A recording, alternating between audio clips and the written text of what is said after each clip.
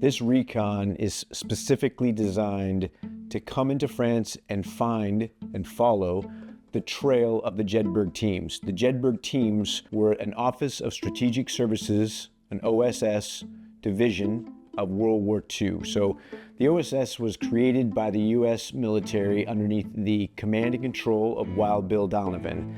This guy's hand-selected, he trained, and he deployed all of these great Americans into the first Special Force. Not Special Forces, not Navy SEALs. This was the very beginning of anything with that term special. So this Special Force, primarily comprised of young volunteers who would be divided into small groups of 12 to 13 men or 3-man elements or singletons, would deploy into France as the war went onto their shores in France and pushed the Germans back into Berlin. The idea for these teams specifically was to go where the conventional forces couldn't or wouldn't, in the sense that they wouldn't have the capabilities of being that nimble, being parachuted deep into enemy lines, places that were very difficult to get to, and do the missions that they couldn't do, which is link up with partisan forces, Maquis, the French resistance, and work with them to arm them, pay them, train them, direct them, coordinate their attacks so that they could harass the Germans on pieces of the front that were inaccessible, thus dividing the German forces out so they wouldn't all be able to focus on the D-Day assault on Normandy between the 5 beaches of Juno, Sword, Beat, and Omaha, that they would be rendered much more ineffective to deal with the huge amounts of Allied forces coming ashore.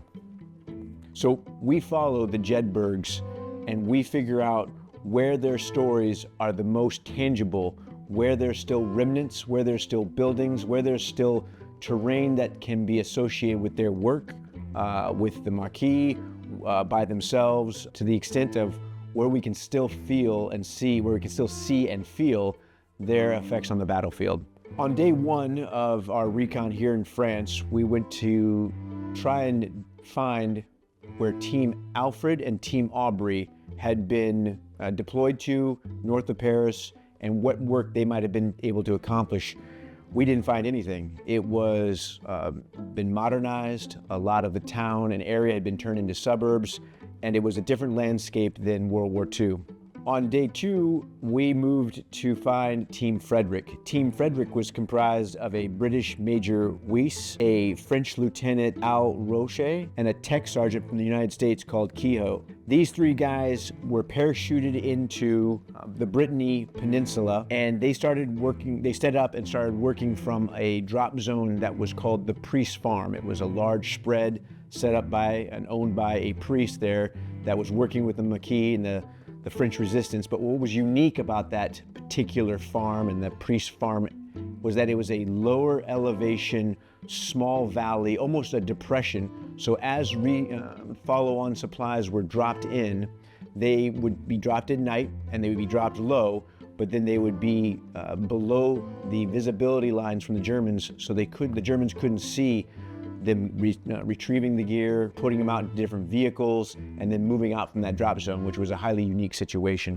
What we found at that location was a French government monument to the entire French resistance, the Maquis forces, from the communist forces of Tito, the squad or the group that was called colloquially Tito, to the French SAS group that was in the area, to the civilians, including also a monument to the priest himself for having supported the operation off his land.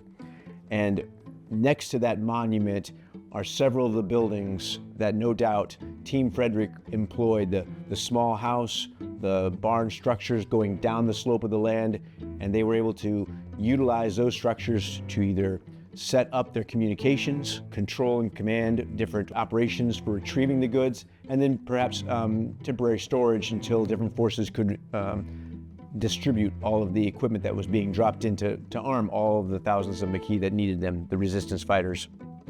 They were discovered eventually, unfortunately, by the Germans, and that farm was burned badly down by the Germans in order to prevent the forces from continuing to use that incredible drop zone. But what a moment in time that Team Frederick with their resistance fighters, were able to utilize an incredible, just unique piece of terrain in order to further the mission behind enemy lines and arm, train, and send out those resistance fighters to help as they could the entire retaking of France. On day 3, we moved to Saint Marcel, where they have the Resistance Museum, an incredibly beautiful museum. It's built in order to exhibit the feelings, the sentiment, the ambiance of that time of Vichy France and the resistance fighters, and what it was like to live under occupied France by German forces, to be resistance fighters hiding among the people, to know that help was on the way just over the horizon, and then to have that spark happen and what it was like. And so that museum is an incredible testament to, as you follow the path going from the day that France fell to the day that they were organizing quietly behind the scenes to the day that D-Day happened, and all those forces were able to unleash against the Germans in coordination and help from the Jedburgh teams and SAS teams and operational groups. Beautiful museum, full of information and full of history, and that information part was key. As we worked our way through that museum, we were able to pick up different pieces in their collections that supported our own research, that allowed us to then follow on and really dial in our recon of certain areas, certain farms, and find what we found. The first one being just near that museum in the Saint Marcel area. Team George was a phenomenal Jedburgh team of 3 men. It was the French Captain Ragueneau, the US Captain Paul Cyr, and the French Lieutenant Gay. Those 3 guys were phenomenal at being a lead team. Follow-on teams took a lot of direction from them. Team George worked with thousands of Maquis, the resistance fighters, and organized what they called La Petite France, the little France of this free France, because it was such a collection of fighters, such a stronghold area, and they were doing such good work with arming, training, and organizing it. There were several farms that were noted in this large area. We were able to get into those areas near where Team George operated, and that area was full of old buildings and old structures from that time, that you could sense that these hand-hewn cut beams in these areas were there when the team was there, when the resistance fighters were there, and the perfect areas to both hold meetings, hold training, store goods, store weapons, and operate out of. On the next day, we worked on finding Team Giles. It's spelled Giles, and we're going with Giles. It could be Giles, but we were on the hunt for Team Giles. And this was comprised of a 3-man team, US Captain Knox, a French Captain Graal, and a US Sergeant by the name of Tack. This 3-man team was doing incredible work down there in Brittany Peninsula, and at one point, they were moving from location to location to keep up with both the front and arming their fighters. But at one safe house, while they were holed up, the mayor actually came to him. The French mayor came to him and says, "The Germans are on to you. You need to move now. You need to get out of this town. They're actually looking for you." So they relocated high up onto a high plateau. And on this high plateau that overlooked these larger areas, they linked up with the resistance chief at his headquarters, and we were able to track down that exact location. We found the building. It has a beautiful plaque from the French government where it memorializes the headquarters of the resistance in that sector. And when you get inside there, and you can just see how this is the place where Team Giles, undoubtedly for I think a week up on that plateau, worked with the resistance in that sector, coordinated their efforts, brought in more supplies that are being parachuted in by the airplanes, and just worked effectively from that spot. And to be able to be connected from that building to that team, to the effort, for just that brief moment in their time to our time is really cool. On our last day, we were on the hunt for Team Augustus. This team was incredible. It was even further north of Paris than Team Audbury and Team Alfred, and they were having a great success. Their drop, their reception, it was all in their message traffic perfect. They were working for this next couple of weeks, coordinating drops of weapons and equipment. They were outfitting their Maquis, their resistance fighters, and things were working in their favor to harass the Germans in their sector and really make the German withdrawal so much harder for them as the Germans were moving back into Berlin.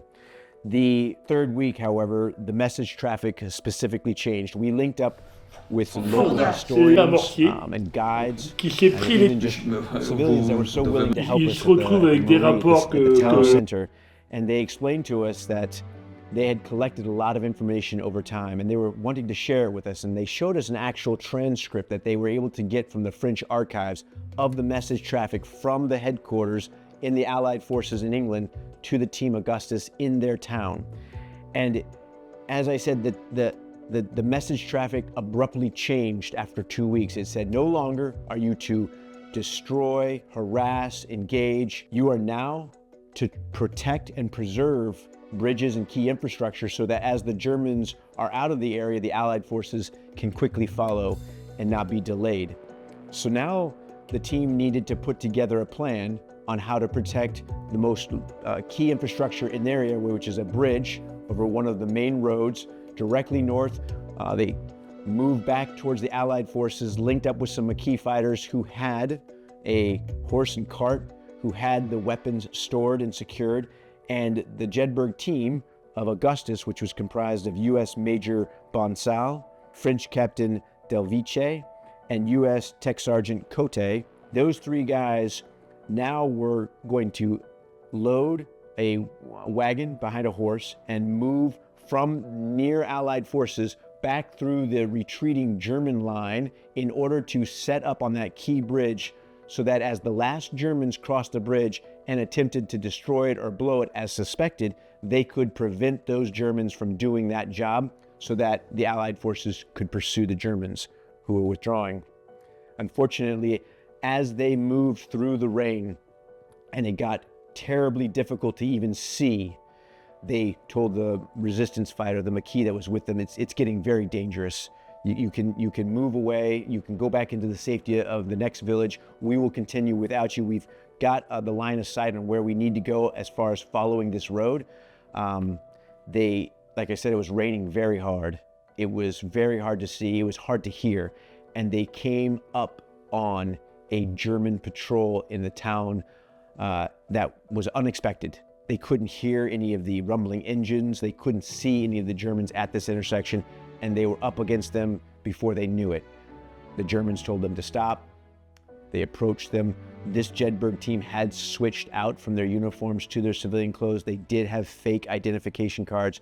The Germans started to interrogate them. Why are you out after curfew? Let me see your identification cards. And at some point, for some reason, they felt it was up.